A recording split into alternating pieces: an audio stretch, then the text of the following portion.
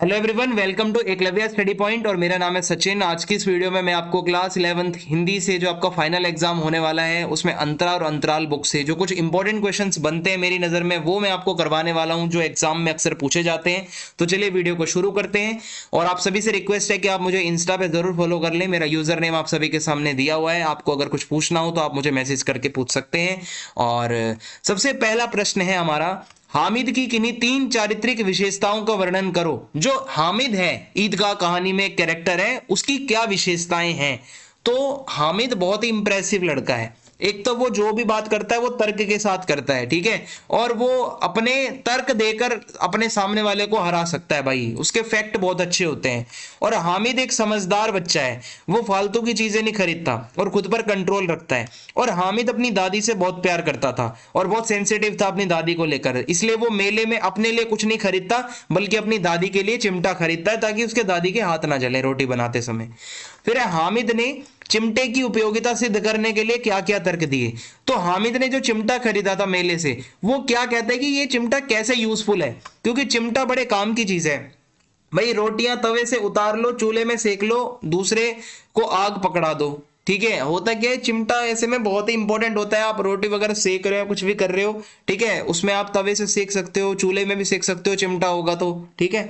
फिर है खिलौने तो थोड़ी देर में टूट जाएंगे लेकिन चिमटा तो कभी नहीं टूटेगा। चिमटे को देखकर अम्मा खुश हो जाएंगी और मुझे दुआ भी देंगी। और चिमटा एक खिलौना भी है, इसे कंधे पर रखूं तो बंदूक जैसा लगेगा, हाथ में लूं तो फकीरों जैसा चिमटा लगेगा, इससे मंजीरा भी बजा सकता हूं। तो वो कहता है चिमटे का कोई बाल भी बांका नहीं कर सकता, चिमटा खिलौनों का बादशाह है, बादशाह, ठीक है, रुस्तमे हिंद है, यानी कि राजा है चिमटा तो खिलौनों का। फिर है सिद्धेश्वरी के झूठ 100 सत्यों पर भारी हैं। जो सिद्धेश्वरी ने झूठ बोला वो 100 सच से भी ज्यादा इंपॉर्टेंट है। क्यों?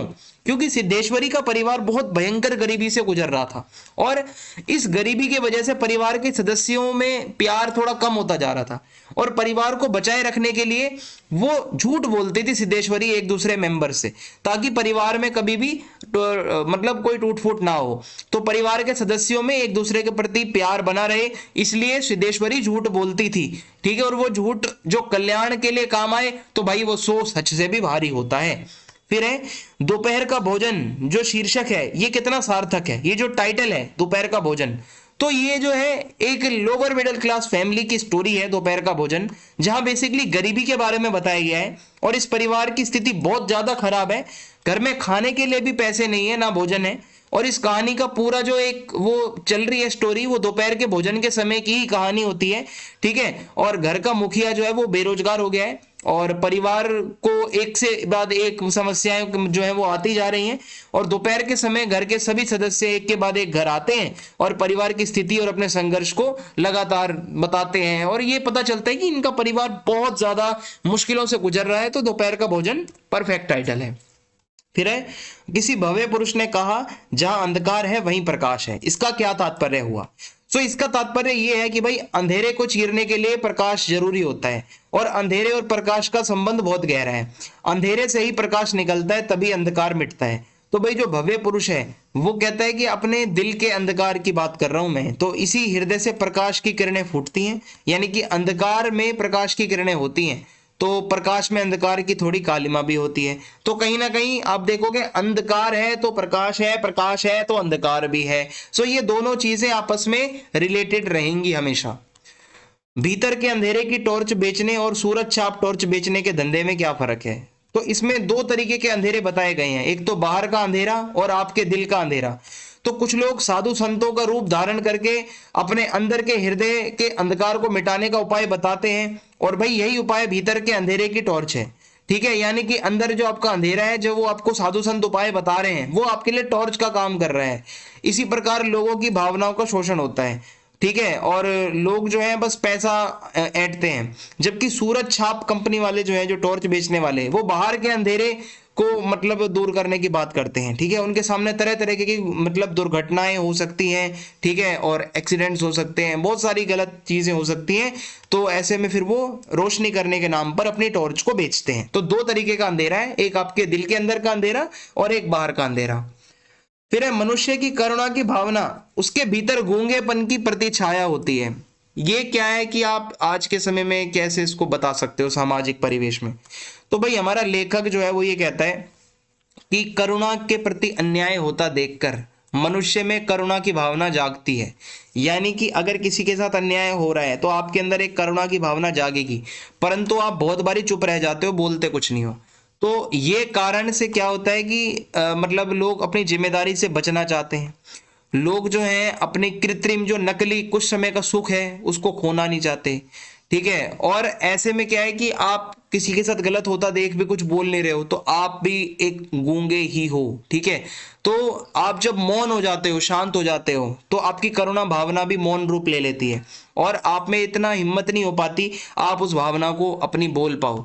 ठीक है, तो ये चमेली के पति के बारे में वैसे कहा गया है, अगर आपने स्टोरी पढ़ी है तो उसमें चमेली का पति कुछ ऐसा ही था। फिर है हमें विकलांगों के प्रति कैसा व्यवहार करना चाहिए। तो देखो कोई भी मनुष्य अपने आप में पूरा नहीं होता है, हमें कोई ना कोई दिक्कत आ ही जाती है। तो ऐसे में हमें विकलांगों के साथ भी समान व्यवहार करना चाहिए। और तो हमें उनके विकलांगों के साथ अगर कोई शोषण हो रहा है, कोई अन्याय हो रहा है तो उसके खिलाफ आवाज उठानी चाहिए और बुरी परिस्थितियों में हमें उनकी हेल्प भी करनी चाहिए और उनके प्रति दया नहीं बल्कि प्यार दिखाओ भाई, और उनका सम्मान करो, उनके स्वाभिमान को बनाए रखो। और हम उनसे बहुत कुछ सीख भी सकते हैं, प्रेरणा भी ले सकते हैं। फिर है ज्योतिबा फूले का नाम समाज सुधारकों की सूची में शुमार क्यों नहीं किया गया था।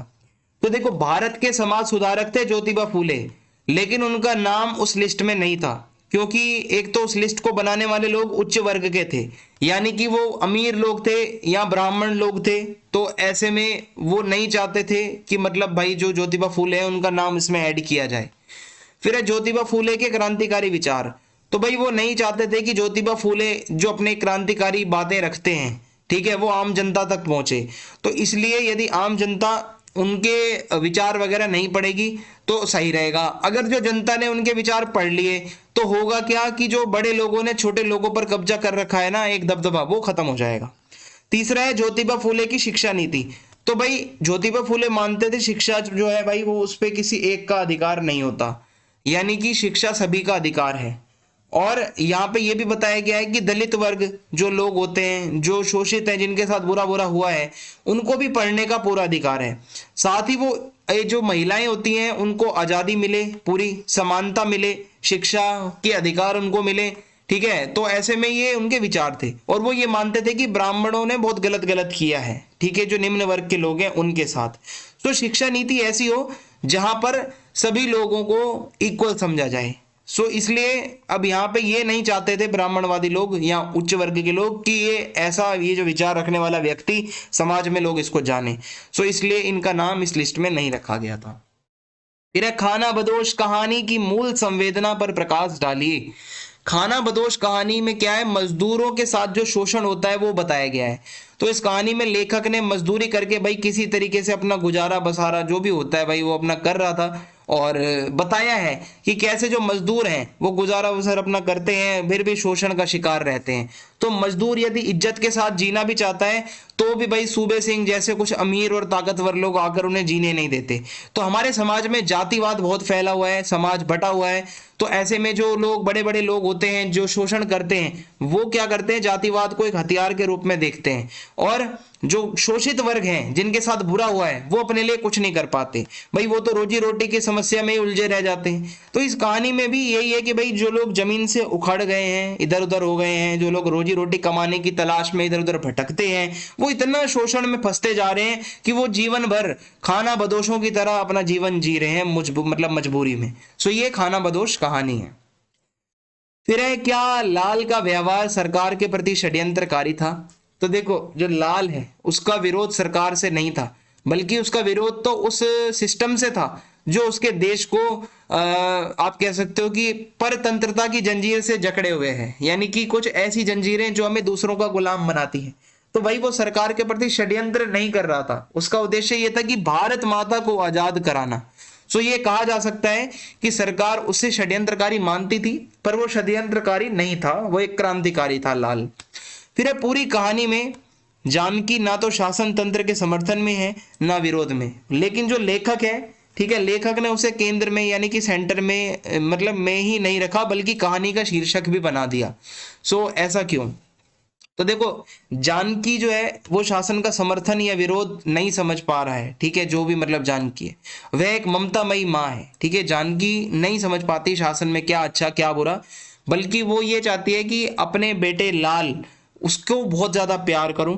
तो जब लाल का चाचा जानकी को लाल के सरकार के प्रति विरोध के बारे में पता चलता है तो वो जानकी उसे डांटती है, ठीक है, कि भाई लाल बहुत सरकार के खिलाफ आजकल बोल रहा है, तो उसकी जो माँ है वो उसे बहुत डांटती है। पर जब वो गिरफ्तार हो जाता है तो भाई फिर वो शासन को कोसती है, कहती है शासन गलत है, मेरे बच्चे को गिरफ्तार कर लिया, मेरे बच्चे को फंसा लिया।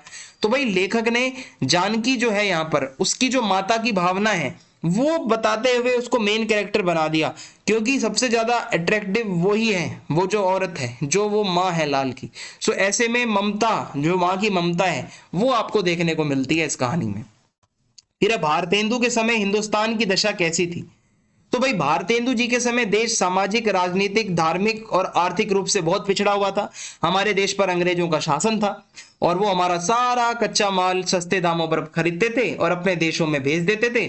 फिर वहां पर वो उसको मैन्युफैक्चर करके हमारे देश में वापस बेच देते थे, वो भी ज्यादा कीमत पर। तो जिससे हमारे यहाँ के जो उद्योग धंधे थे वो ठप हो गए थे, खेती जो है वो बिगड़ गई थी, आर्थिक स्थिति कमजोर पे कमजोर होती जा रही थी। तो भाई इन सभी का देश की आम जनता पर सबसे ज्यादा प्रभाव पड़ रहा था। सो एक तरीके से आप कह सकते हो हमारा शोषण कर रहे थे अंग्रेज। एक तो भाई जो उच्च वर्ग के लोग होते हैं, अमीर अमीर, उनकी सोच ऐसी थी कि वो हमारे यहाँ पे जातिवाद करते थे। दूसरा, अंग्रेजों ने बहुत ज्यादा हमें तंग करा, ठीक है। और हमारे, आप कहोगे कि समाज में बहुत ज्यादा दिक्कतें थी, जैसे अंधविश्वास थे, जादू टोना, जाति प्रथा, विवाह से रिलेटेड बहुत सारी बातें, छुआछूत, ठीक है, और धर्म के आधार पर भेदभाव होता था, दलितों की समस्या, महिलाओं की बहुत ज्यादा जो दशा खराब थी, बाल विवाह चल रहा था, लोग पढ़े लिखे नहीं थे, विधवा लोग जो होती थी उनको दोबारा शादी करने का अधिकार नहीं था। तो हम कह सकते हैं भाई भारतेंदु जी के समय हमारे देश में बहुत समस्याएं थी, राजनीतिक, आर्थिक और हर तरीके से। कबीर ने साधक और परमात्मा को किस रूप में चित्रित किया है? तो भाई देखो, कबीर ने अपने साधक, जो साधक होता है, जो किसी भी भगवान की साधना करता है, उसको बोला है पत्नी, और परमात्मा है उसका पति। सो जिस प्रकार एक प्रेमिका अपने प्रियतम से मिलने के लिए आतुर रहती है, उसी प्रकार जो एक साधक होता है, वो जो हमारे अंदर की आत्मा है, वो परमात्मा से मिलने के लिए हमेशा आतुर होती है, ठीक है। हमें यहाँ के सांसारिक मोह माया से कोई सुख नहीं मिलता, हम तो बस ये चाहते हैं कि हमें किसी तरीके से हमारा वो मिल जाए जो परमात्मा है। फिर है, सूरदास श्रृंगार और वात्सल्य के अद्वितीय कवि हैं। ऐसा क्यों कहा गया है? क्योंकि सूरदास जी जो हैं वो बहुत ही अच्छे कवि थे, कृष्ण भक्त कवियों में उनका नाम सबसे ऊपर लिया जाता है, और उन्होंने सूर सागर नाम से एक बहुत बड़ी रचना करी है। और सूरदास जी ने जो पद लिखे हैं उसमें बहुत भक्ति आपको दिखेगी, श्रृंगार आपको देखने को मिलेगा, ठीक है। और अगर मैं आपको बताऊं, अगला प्रश्न है, स्वप्न में नायिका की प्रसन्नता का क्या कारण था और उसकी प्रसन्नता क्यों खो गई? तो सपने में जो नायिका है वो इतनी ज्यादा खुश क्यों हो रही थी? तो नायिका ने सपने में देखा कि भाई बारिश का समय है, कृष्ण जी उसके सामने खड़े हैं और वो उसे झूला झुलाने के लिए कह रहे हैं। सो नायिका तो भाई बहुत ज्यादा खुश हो जाती है कि मैं कृष्ण जी से मिलूंगी, एकदम फूल ही नहीं समाती, इतनी खुश हो जाती है। तो जैसे ही भाई वो झूला झूलने के लिए उठती है तो उसकी नींद टूट जाती है, तो ऐसे में वो कृष्ण से नहीं मिल पाती, तो ऐसे में उसकी जो खुशी है वो गम में बदल जाती है। अगला सवाल है, नींद को निगोड़ी क्यों कहा गया है? सो नायिका नींद को कोसती है कि भाई ये निगोड़ी है, बहुत ही गंदी होती है, क्योंकि मेरे दुख का कारण ही मेरी नींद है, कि भाई नींद ना खुलती तो मैं कृष्ण से जरूर मिलकर सुख प्राप्त करती। फिर है, जाग तुझको दूर जाना कविता किसे संबोधित करते हुए लिखी गई है? सो ये कविता में कवित्री जो हैं, जो पोएटेस हैं, वो देशवासियों को जगा रही हैं कि भाई हमें स्वतंत्रता की लड़ाई लड़नी है, बढ़ चढ़कर हिस्सा लो, सभी जागो, जो देशवासी सो रहे हो आलस में, ठीक है, आपको जागने की जरूरत है। तो कवित्री जो है ना, वो ये कहना चाह रही है कि भाई आप अपने रास्ते पर चलो, जो आपका कर्तव्य है, आपके जो रास्ते में बाधाएं आ सकती हैं वो ये आ सकती हैं, सबको वो जगा रही है। फिर है, कविता में चित्रित प्रकृति चित्रण एवं जन जीवन को अपने शब्दों में लिखें। तो बादल को गिरते देखा है जो कविता है, इसमें प्रकृति के बारे में तो ये बताया गया है कि बारिश का टाइम होता है और जो पर्वत के शिखर होते हैं उसके चारों तरफ बादल गिरते हैं, ओस पड़ती है, मोती के जैसी लगती है, ओस जो है वो कमल के फूलों पर गिरती है तो और मस्त लगती है, सुंदर लगती है। हिमालय पर जो झील होती है उसमें हंस तैर रहे हैं, भाई ये भी बहुत अगर देखोगे तो अच्छा लगेगा। वसंत ऋतु के सुबह सुबह की जो सूर्य की किरणें होती हैं वो तो और सुंदर लगती हैं। कस्तूरी मृग आपको देखने को मिल जाता है वहां पर, ठीक है, जो अपनी जो नाभि में जो सुगंध आती है उसको ढूंढता ढूंढता वो चारों तरफ घूमता रहता है।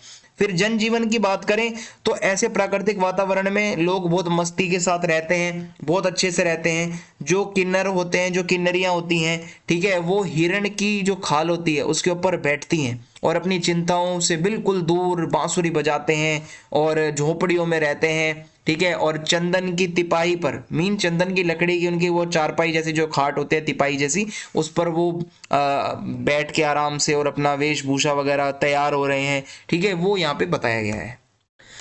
फिर इसके बाद है मुर्दा के हस्तक्षेप करने से क्या तात्पर्य है। तो मुर्दा के हस्तक्षेप करने का मतलब ये होता है वो व्यक्ति जो समाज के सबसे कमजोर तबके से आता हो, मीन्स जो लोगों को बहुत नीचे समझा जा रहा है, जिसको कोई सुविधा नहीं मिली हुई, जिसको कोई सुख साधन संसाधन नहीं है, तो वो शासन में जब कुछ सवाल उठाता है शासन या नेताओं से, तो ऐसे में सत्ता ने जो भी गलत काम करे हैं, ठीक है, अगर उस पर सवाल वो उठाता है तो लोग जो हैं, जो सवाल उठा सकते हैं, जो ऊंचे तबके के हैं, वो नहीं उठा रहे, लेकिन ये अगर नीचे तबके से कोई आ रहा है वो उठा रहा है, तो मानो मुर्दा भी हस्तक्षेप कर रहे हैं, ये बताया जा रहा है इसमें। फिर है जो रुदन के विभिन्न रूपों को पहचानता है वह साधारण बालक नहीं है, बड़ा होकर वह निश्चय ही मनस्तत्व के व्यापार में प्रसिद्ध होगा।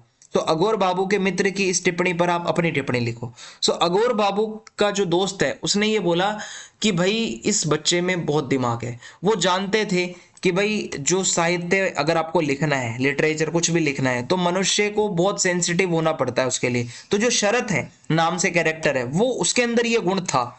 वो छोटे बचपने से ही वो बहुत सेंसिटिव, संवेदनशील रहता था। अपने आसपास के वातावरण और अपने परिवेश को वो बहुत अच्छे से समझता था। सो अघोर बाबू जानते थे कि जिस बालक में इतनी ज्यादा क्षमता होगी ना, वो आगे चलकर पक्का बहुत अच्छा साहित्यकार बन सकता है। और ये आज आप देख भी सकते हो कि वो कितने अच्छे साहित्यकार हैं। फिर है प्रचार प्रसार के पुराने तरीकों और नवीन तरीकों में आपको कौन सा तरीका पसंद है और क्यों। तो देखो, एडवर्टीजमेंट का मतलब होता है प्रचार प्रसार करना। तो आजकल बहुत अलग तरीके से प्रचार प्रसार जो है आपको देखने को मिलेगा, ठीक है। और उस समय क्या होता था, प्रचार प्रसार के लिए तांगे पर फिल्म के पोस्टर लगाए जाते थे, बैंड बजाया जाता था, या गली गली शहर शहर घूम घूम कर प्रचार करना पड़ता था। जैसे कि सिंहगढ़ फिल्म का प्रचार प्रसार भी ऐसे ही हुआ था।